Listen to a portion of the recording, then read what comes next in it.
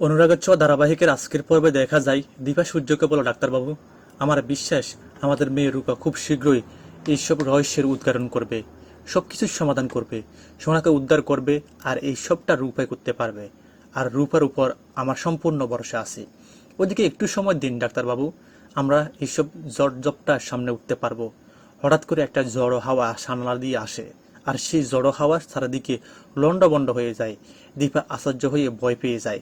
সোনার রূপার ছবিটা টেবিল থেকে পুড়ে যায়, ভেঙে যায়।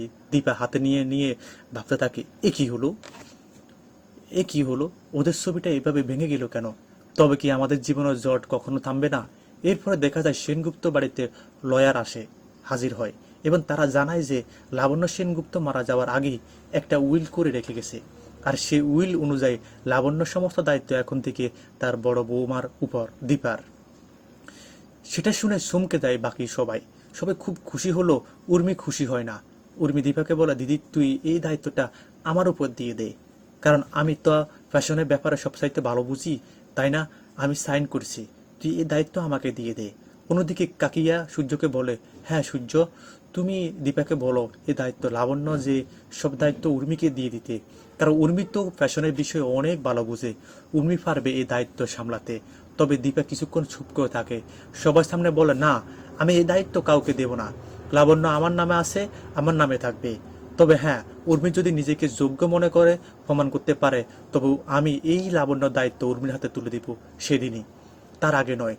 উর্মি এখনও বদবুদ্ধি হয়নি, অনেকটা উর্মির ছেলে মানসিকতা রয়েছে। তাই উর্মি যতদিন ম্যাচুরিটি না আসছে ততদিন পর্যন্ত আমি লাবণ্য দায়িত্ব হাতে দেব না। উর্মি বেশ রেগে যায়, প্রচণ্ড ক্ষেপে যায়, এবং উর্মি কোনো মতেই দীপার এই কথা মানতে চায় না। অপরদিকে দীপা নিজেই সাইন করে। একই সাথে দীপা সবার সামনে বলে, আসলে আমি যে লাবণ্য দায়িত্ব নিচ্ছি এর কারণ আমি চাই মায়ের এই প্রতিষ্ঠানটা খুব ভালোভাবে আবার নতুন করে গড়ে দাঁড়াক। আমি চাই না কারো ছেলে মানুষ, কারো বেখেয়ালি এই প্রতিষ্ঠানটা আবার নষ্ট হয়ে যাক। তবে হ্যাঁ, এই লাভ লস আমি যতদিন চালাবো না থেকে ততদিন পর্যন্ত সবটা উর্মি নেবে, আমি এক টাকাও নেব না। উর্মি যেদিন নিজে যোগ্যতা প্রমাণ দিতে পারবে সেদিন আমি উর্মির হাতে এই লাভ লস তুলে দেব। প্রচণ্ড খেপে গিয়ে ওখান থেকে উর্মি রেগে গিয়ে চলে যায়।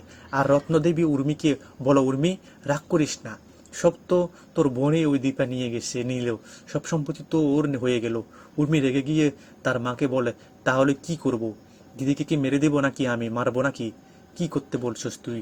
উর্মি কথায় রত্নদেবী বেশ খুশি হয় এবং ভাবতে থাকে কিভাবে দীপাকে ফেঁসে ফেলা যায়, দীপা ক্ষতি করা যায়।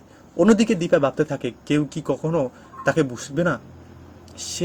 সে তো চায় লাবণ্য আবার আগের মতো হয়ে উঠুক, কিন্তু কেন? কেউ সবাই তাকে ভুল বুঝে। তবে সূর্য দীপাকে বলে, সময়ের জন্য অপেক্ষা করো, ঠিক সব কিছু ঠিক হয়ে যাবে।